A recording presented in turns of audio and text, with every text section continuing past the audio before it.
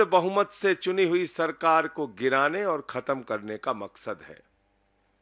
आम आदमी पार्टी की बढ़ती हुई ख्याति को और राष्ट्रीय पार्टी का दर्जा 10 वर्षों में हासिल करने की उपलब्धि को खत्म करने की कोशिश है।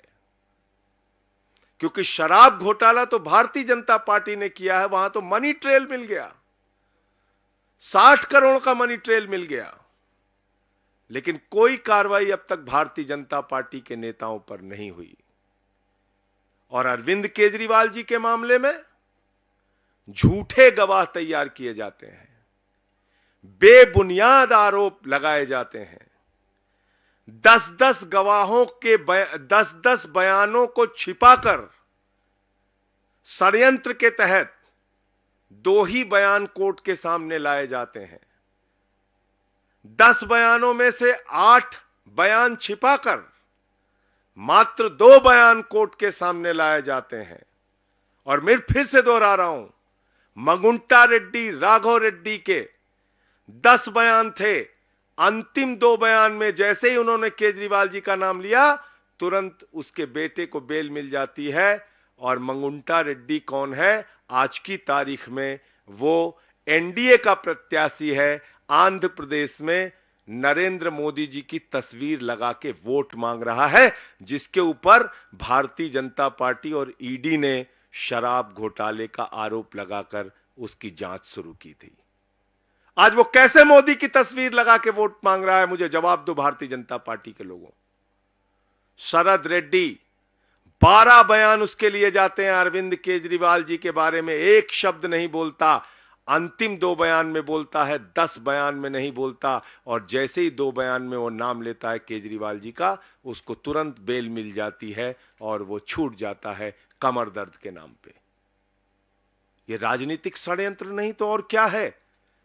चंदन रेड्डी नाम के एक गवाह का कान का पर्दा फाड़ दिया गया, हाई कोर्ट में उसने अपील की।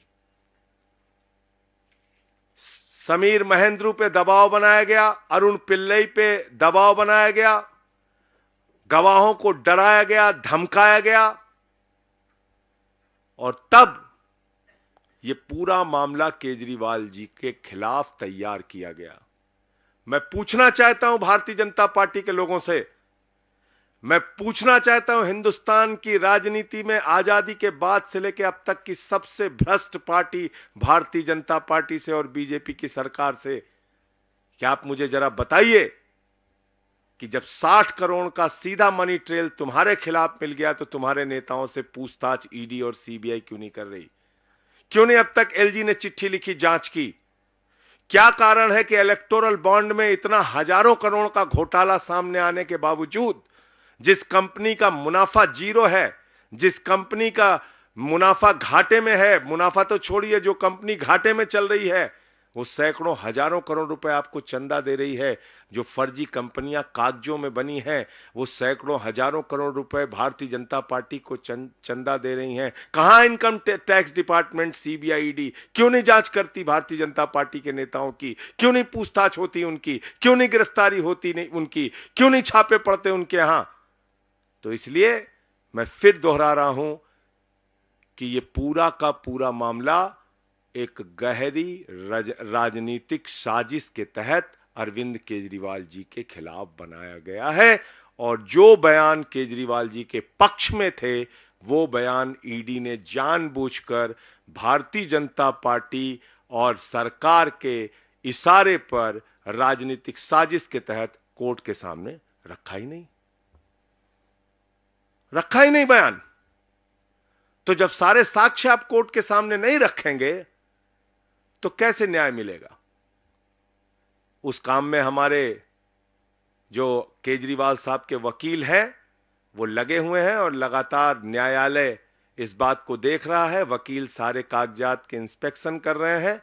मुझे पूरी उम्मीद है कि माननीय सर्वोच्च न्यायालय से जल्द ही अरविंद केजरीवाल जी को न्याय मिलेगा।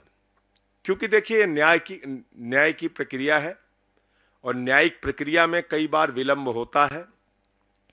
पीएमएलए एक्ट में बहुत सारी जटिलताएं हैं, जिसमें जमानत मिलने के प्रावधान कठिन है, मुश्किल है, और उसके साथ जब आप साक्ष्य ही पूरे नहीं रखेंगे